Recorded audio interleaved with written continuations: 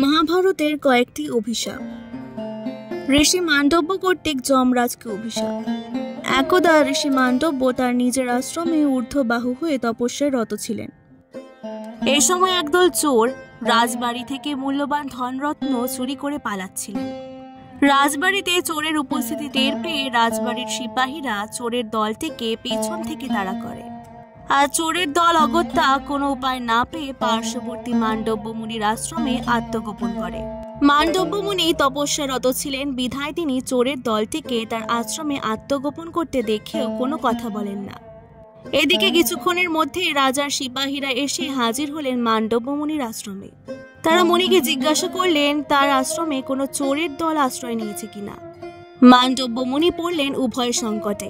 একদিকে সিপাহীদেরকে চোরদের কথা বলে দিলে শরণাগত রক্ষা পায় না, অন্যদিকে মিথ্যা বলা মহাপাপ। সুতরাং মান্ডব্য মুনি মৌনব্রত পালন করলেন, অর্থাৎ তিনি সিপাহীদের প্রশ্নের উত্তরে হ্যাঁ বা না কিছুই বললেন না। আর মুনির কাছ থেকে কোনো উত্তর না পেয়ে রাজার সিপাহীরা মুনির আশ্রম তল্লাশি করে খুঁজে বের করলেন চোরের দলকে, এবং মান্ডব্য মুনি নিজেও এই চৌর্যবৃত্তির সাথে জড়িত ভেবে সিপাহীরা তাকেও বন্দী করে নিয়ে চলেন রাজসভায়। যথারীতি রাজার বিচারে শুলে গ্রথিত করে মৃত্যুদণ্ডের আদেশ হয় চোরের দল ও মান্ডব্য ঋষির। তবে শুলে চড়ানোর ফলে চোরের দলের মৃত্যু হলেও মৃত্যু হল না মান্ডব্য ঋষির। শুলে চড়ানোর পরেও ঋষির মৃত্যু হয়নি দেখে রাজা বুঝতে পারলেন এ কোনো সাধারণ মানুষ নন, এবং তিনি এই চৌর্যবৃত্তির সাথে জড়িতও নন। তাই রাজা মান্ডব্য ঋষির কাছে ক্ষমা প্রার্থনা করে তাকে শুল থেকে নামিয়ে মুক্তি দিলেন। তবে মুনিকে যে শুল দ্বারা বিদ্ধ করা হয়েছিল সেই শুলের অগ্রভাগ বিধে রইল মুনির শরীরে। আর শুলের অগ্রভাগকে যেহেতু অনি বলা হয়, তাই মান্ডব্য ঋষির নতুন নাম হলো অনি মান্ডব্য। তবে শাস্তি থেকে রেহাই পেয়েও সন্তুষ্ট হন ঋষি মান্ডব্য। বিনা দোষে কেন তাকে যন্ত্রণা সহ্য করতে হলো, এই প্রশ্নের উত্তর খুঁজতে তিনি হাজির হলেন যমালয়ে। তিনি যমরাজকে প্রশ্ন করলেন, হে ন্যায় বিচারক, আমি জ্ঞানত কোনো অন্যায় বা পাপ করিনি, তবে কোন অপরাধে আমাকে শুলে চড়িয়ে মৃত্যুদণ্ড দেওয়ার মতো যন্ত্রণাদায়ক শাস্তি দেওয়া হলো? উত্তরে যমরাজ বললেন, হে মুনিবর, আপনি বাল্যকালে একটি তীক্ষ্ণ ঘাসের ডগা দ্বারা একটি পতঙ্গকে বিদ্ধ করেছিলেন। সেই অপরাধে আপনার জন্য এই শাস্তি নির্ধারিত হয়েছে। যমরাজের উত্তর শুনে আরো ক্রুদ্ধ হলেন ঋষি মান্ডব্য। তিনি যমরাজকে বলেন, শাস্ত্রে কথিত আছে 12 বছর বয়স পর্যন্ত বালক অবোধ থাকে। সেই অবস্থায় সে যদি ভয়ানক পাপও করে তাও ক্ষমার যোগ্য। আর বাল্য বয়সে চপলতায় কৃত একটি অপরাধের ফলে আপনি আমার জন্য লঘু পাপে গুরুদণ্ড নির্ধারণ করেছেন, অথচ শাস্ত্র মতে ব্রাহ্মণ হত্যা অন্য সকল প্রাণী হত্যার অপেক্ষা গুরুতর পাপ। অতএব আজ আমি আপনাকে অভিশাপ দিচ্ছি। এই অপরাধের জন্য আপনি পৃথিবীলোকে এক শূদ্র মাতার গর্ভে জন্মগ্রহণ করবেন। প্রিয় দর্শক, জানেন কি যমরাজের এই পার্থিব অবতারটির নাম কি? আজ্ঞে হ্যাঁ, তিনি বিচিত্র বীর্যের স্ত্রীদের দাসীর গর্ভে জন্ম নেওয়া মহামতি বিদুর। পাণ্ডুকে প্রদত্ত কিন্দব মুনির অভিশাপ। কিন্দব ঋষি কর্তৃক মহারাজ পাণ্ডুকে প্রদত্ত অভিশাপ মহাভারতে প্রবর্তন করেছিল এক অভিনব ধারা। মহাভারতের আদি পর্ব থেকে জানা যায়, মহারাজ পাণ্ডু একদা মৃগয়া করতে গিয়েছিলেন পার্শ্ববর্তী একটি জঙ্গলে। এর সময় তিনি একটি সঙ্গমরত হরিণ যুগলের উপরে বাণ বর্ষণ করে হরিণ দুটিকে বিদ্ধ করেছিলেন। তবে সঙ্গমরত হরিণ যুগল কোনো সাধারণ হরিণ বা হরিণী ছিল না। মূলত ঋষি কিন্দব ও তার স্ত্রী হরিণ ও হরিণীর রূপ ধারণ করে সম্ভোগ ক্রিয়ায় রত ছিলেন। আর তাই মহারাজ পাণ্ডু গুণাক্ষরেও বুঝতে পারেননি তার নিক্ষেপিত বাণ হরিণ ও হরিণী রূপে দুজন মানুষকে বিদ্ধ করবে। বাণ বিদ্ধ হওয়ার পরে হরিণটি ফিরে এলো তার স্বরূপে, তথা ঋষি কিন্দমের রূপে। তিনি মহারাজ পাণ্ডুকে তার এই নৃশংস কৃতকর্মের জন্য ধিক্কার জানালেন এবং তিরস্কার করলেন। সেই সাথে তিনি তাকে অভিশাপ দিলেন, হে মহারাজ পাণ্ডু, সামান্য চিত্ত বিনোদনের জন্য তুমি মৃগয়া নামক যে নিষ্ঠুর খেলায় মেতে উঠেছ তা ক্ষমার অযোগ্য। কারণ মৃগয়া করতে এসে পশু শিকার করতে গিয়ে তুমি এক ব্রাহ্মণকে হত্যা করলে। তবে তুমি যেহেতু মৃগ ভেবে আমার উপর স্বর্নিক্ষেপ করেছ, এজন্য তোমার ব্রহ্ম হত্যার পাপ হবে না। কিন্তু মনে রেখো, সঙ্গমকালে আমাকে বধ করাতে তোমার যে পাপ হয়েছে তাহার ফল অবশ্যই তোমাকে ভোগ করতে হবে। আমি ঋষি কিন্দব তোমাকে অভিশাপ দিচ্ছি, যে মুহূর্তে তুমি স্ত্রী সম্ভোগে রত হবে ঠিক সেই মুহূর্তে তোমার মৃত্যু হবে। এবং তুমি যে পত্নীর সাথে সংসর্গ করে কালগ্রাসে পতিত হবে সেই স্ত্রী ভক্তিভাবে তোমার সহগামিনী হবে। হে রাজন, তুমি যেমন সুখের সময় আমাকে দুঃখ দিলে সেইরূপ তোমাকেও সুখকালে দুঃখ পেতে হবে। কিন্দম ঋষির এই অভিশাপের পর থেকে মহারাজ পাণ্ডুর দুই স্ত্রী কুন্তী এবং মাদ্রী স্বামী সংসর্গ থেকে বঞ্চিত হন, এবং যেহেতু পাণ্ডুর পক্ষে জৈবিকভাবে সন্তান উৎপাদন করা সম্ভব ছিল না, তাই দুর্বাসার দেওয়া মন্ত্র দ্বারা ধর্মরাজ পবন দেব ও ইন্দ্রদেবের আশীর্বাদে কুন্তী জন্ম দিয়েছিলেন যুধিষ্ঠির, ভীম ও অর্জুনকে। অন্যদিকে সে একই মন্ত্র ব্যবহার করে এবং অশ্বিনী কুমারদ্বয়ের ঔরসে মাদ্রী জন্ম দিয়েছিলেন নকুল ও সহদেবকে। তবে এভাবেও শেষ রক্ষা হয়নি মহারাজ পাণ্ডুর। বসন্ত বিরাজিত এক পরিবেশে একদা পাণ্ডু তার দ্বিতীয় স্ত্রী মাদ্রীকে দেখে বিমোহিত হন। এরপর মাদ্রীর নিষেধ অগ্রাহ্য করে এবং অভিশাপের কথা ভুলে গিয়ে তিনি তার সাথে সঙ্গমে রত হয়েছিলেন। ফলে তৎক্ষণাৎ মৃত্যুমুখে পতিত হন মহারাজ পাণ্ডু। তার স্ত্রী মাদ্রী ওই মর্মান্তিক ঘটনার পিছনে নিজেকে দায়ী করেন। অতঃপর কিন্দম মুনির সেই অভিশাপ অনুসারে নকুল ও সহদেবকে কুন্তীর হাতে সমর্পণ করে স্বামীর সাথে সহমরণে গিয়েছিলেন তিনি। কর্ণকে পরশুরামের অভিশাপ। মহাভারতের অন্যতম গুরুত্বপূর্ণ ভয়ঙ্করতম অভিশাপ ছিল অঙ্গরাজ কর্ণকে প্রদত্ত ভগবান পরশুরামের অভিশাপ। ভগবান পরশুরাম ব্রাহ্মণ কুলে জন্ম নেওয়ার সত্ত্বেও আচার আচরণে এবং কর্মে তিনি ছিলেন একজন পুরোদস্তুর ক্ষত্রিয়। কুরু পাণ্ডবদের পিতামহ ভীষ্মকেও অস্ত্র শিক্ষা দান করেছিলেন তিনি। একদা কাশীরাজের কন্যা অম্বাকে কেন্দ্র করে ভীষ্মের সাথে যুদ্ধে লিপ্ত হয়েছিলেন তিনি। তবে 23 দিন ধরে লাগাতার যুদ্ধের পরেও নিজের শিষ্য ভীষ্মকে পরাজিত করতে পারেননি তিনি। আর এই ঘটনার পর থেকেই তিনি সিদ্ধান্ত নিয়েছিলেন তিনি আর কখনোই কোনো ক্ষত্রিয়কে অস্ত্র শিক্ষা দেবেন না। অন্যদিকে সূর্যপুত্র কর্ণ ক্ষত্রিয়ের সন্তান হয়েও লালিত পালিত হয়েছিলেন শূদ্রের ঘরে। তিনি চেয়েছিলেন ভগবান পরশুরামের কাছ থেকে অস্ত্র শিক্ষা করতে। তবে সে যুগে শূদ্রদের অস্ত্রবিদ্যা লাভের সুযোগ ছিল না। আবার কোনো ক্ষত্রিয়কে পরশুরাম অস্ত্র শিক্ষা দেবেন না। অগত্যা নিজেকে ব্রাহ্মণ পরিচয় দিয়ে ভগবান পরশুরামের শিষ্যত্ব লাভ করেন তিনি। অস্ত্রবিদ্যা লাভ করার সময় কোনো একদিন কর্ণের কোলে মাথা রেখে নিদ্রামগ্ন হয়ে পড়েছিলেন পরশুরাম। এই সময় একটি জঙ্গলি পতঙ্গ এসে কর্ণকে তীব্রভাবে দংশন করে, কিন্তু পরশুরামের ঘুম ভেঙে যাওয়ার ভয়ে কর্ণ নীরবে সেই ব্যথা যন্ত্রণা সহ্য করতে লাগলেন। কিছুক্ষণ পরে ঘুম ভাঙল পরশুরামের। তিনি খেয়াল করলেন একটি বিষাক্ত পতঙ্গ কর্ণের শরীরকে ছেদন করতে করতে ভিতরের দিকে ঢুকছে। তিনি তৎক্ষণাৎ কর্ণকে বলে উঠলেন, তুমি ব্রাহ্মণ হতে পারো না। শাস্ত্র এবং বিদ্যা শিক্ষায় নিয়োজিত কোনো ব্রাহ্মণ কোনোভাবেই এই তীব্র দংশন মুখ বুজে সহ্য করতে পারে না। তুমি নিশ্চয়ই কোনো ক্ষত্রিয় হবে, এবং আমার সাথে এরূপ ছলনা করার জন্য আমি তোমাকে অভিশাপ দেব। পরশুরামের এই অগ্নিমূর্তি দেখে কর্ণ পরশুরামের চরণতলে লুটিয়ে পড়ে ক্ষমা ভিক্ষা করতে লাগলেন। তিনি বললেন, গুরুদেব, আমি ব্রাহ্মণ নই সত্য, তবে আমি ক্ষত্রিয়ও নই। আমি একজন সুতপুত্র। আমি আপনার সাথে অর্ধেক সত্য বলেছি। আপনি দয়া করে আমাকে ক্ষমা করে দিন। তবে কর্ণ নিজে না জানলেও পরশুরাম ঠিকই বুঝতে পেরেছিলেন কর্ণ কোনো সুতপুত্র নয়, ক্ষত্রিয়ের সন্তান। আর তাই তিনি কর্ণের অনুরোধে কর্ণপাত না করে তাকে অভিশাপ দিলেন, তুমি যেমন আমার কাছ থেকে অস্ত্রবিদ্যা অর্জন করার জন্য ছলনার আশ্রয় নিয়েছ, তেমনি তোমার এই অস্ত্রবিদ্যাও একদিন তোমার সাথে নিষ্ঠুরভাবে ছলনা করবে। কোনো একদিন তোমার এমন এক সময় আসবে যখন তীব্র প্রয়োজন সত্ত্বেও তুমি আমার কাছ থেকে শেখা অস্ত্র জ্ঞান ভুলে যাবে। আর পরশুরামের দেওয়া সেই অভিশাপ কাল হয়ে দাঁড়িয়েছিল কর্ণ অর্জুনের মধ্যকার যুদ্ধে। সেদিন অর্জুনের বিরুদ্ধে যুদ্ধের সময় ব্রহ্মাস্ত্রকে আহ্বান করার বিদ্যা ভুলে গিয়েছিলেন তিনি।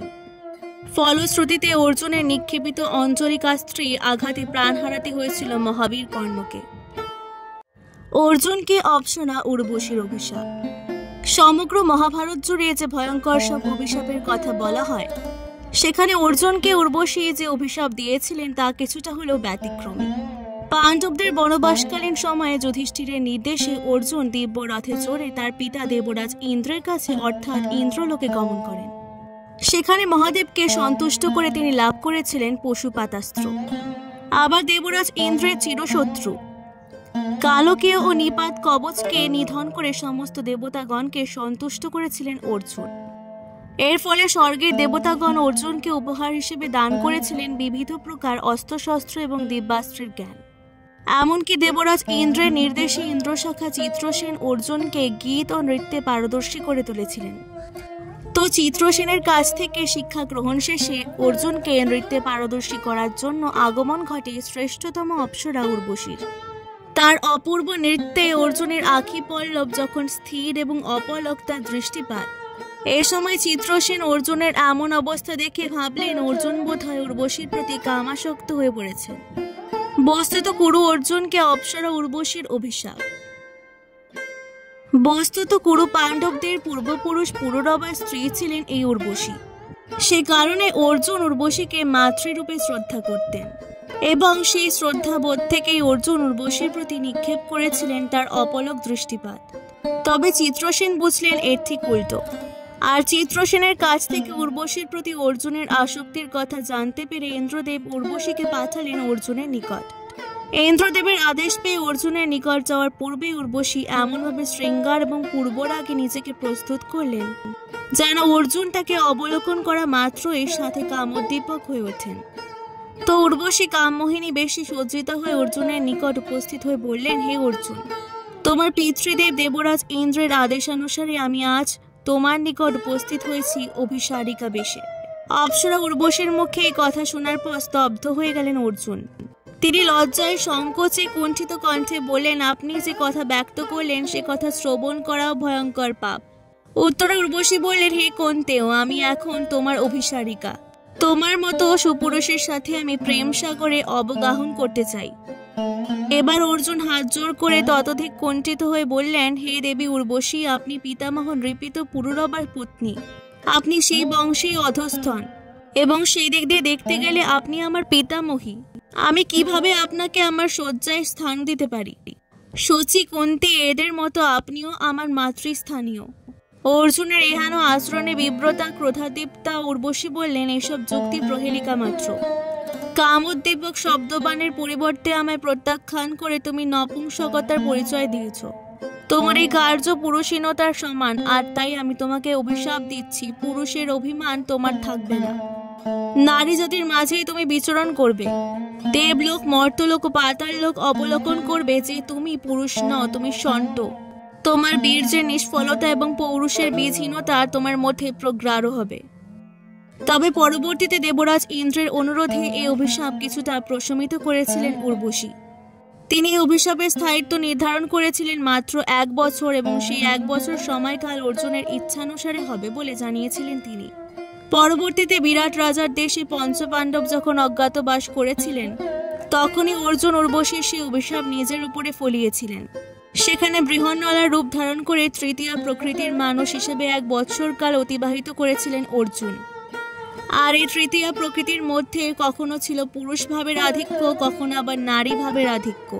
আর চিত্রসেনের কাছে শিক্ষা পাওয়া নৃত্যগীত তিনি শিখিয়েছিলেন বিরাট রাজার কন্যা উত্তরাকে। গো হত্যা করার কারণে কর্ণকে প্রদত্ত এক ব্রাহ্মণের অভিশাপ।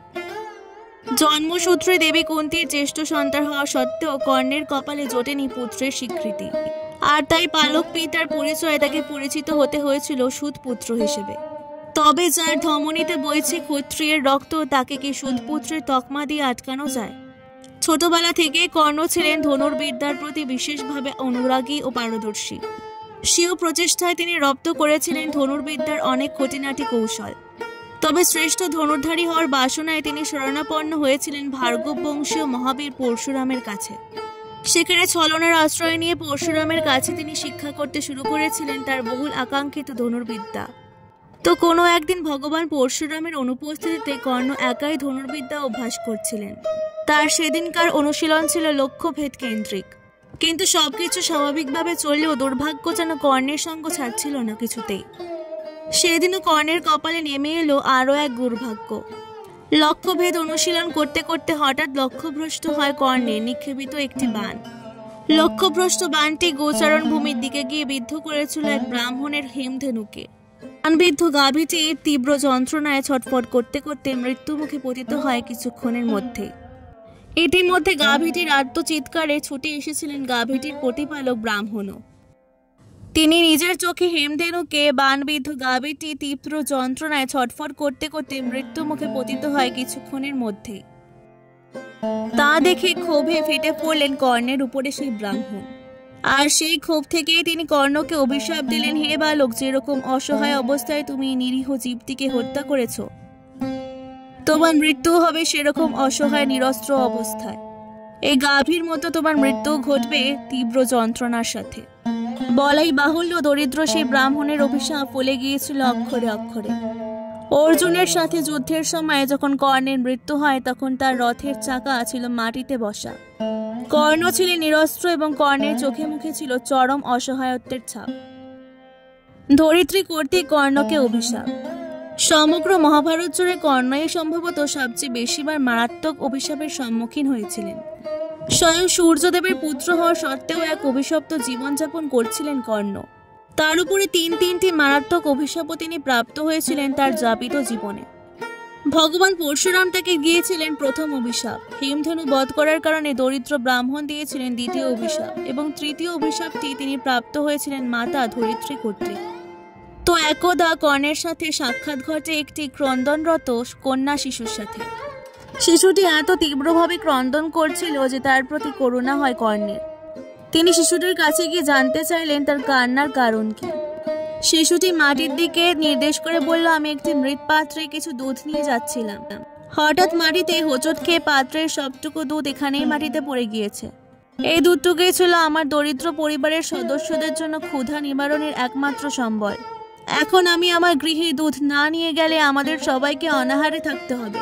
সামান্য একটু দুধের জন্য শিশুটির কান্না দেখে কর্ণ তাকে অন্যত্র থেকে কিছু দুধের ব্যবস্থা করে দিতে চাইলেন, কিন্তু শিশুটি তাতেও রাজি নয়, কারণ সে বিনামূল্যে অন্যের কোনো বস্তু গ্রহণ করতে চায় না। সুতরাং শিশুটিকে সাহায্য করতে হলে মাটিতে ফেলে দেওয়া দুধই আবার তাকে ফিরিয়ে দিতে হবে। তাই অনেক ভেবে কর্ণ সেই স্থানে একটি শক্তিশালী বাণ নিক্ষেপ করে মাটি নিংড়ে শিশুটির পাত্র আবার দুধে পরিপূর্ণ করে দিলেন। শিশুটিও খুশি মনে ফিরে গেল আপন গৃহে। তবে নিষ্ঠুরভাবে বাণ নিক্ষেপ করে মাটি নিংড়ে দুধ বের করার সময় অত্যন্ত ব্যথিত হন মাতা ধরিত্রী এবং যন্ত্রণায় কাতর হয়ে তিনি কর্ণকে অভিশাপ দিয়েছিলেন, হে কর্ণ, সামান্য একটু গোধূগ্ধের জন্য তুমি আমাকে নিষ্ঠুরভাবে কষ্ট দিয়েছ।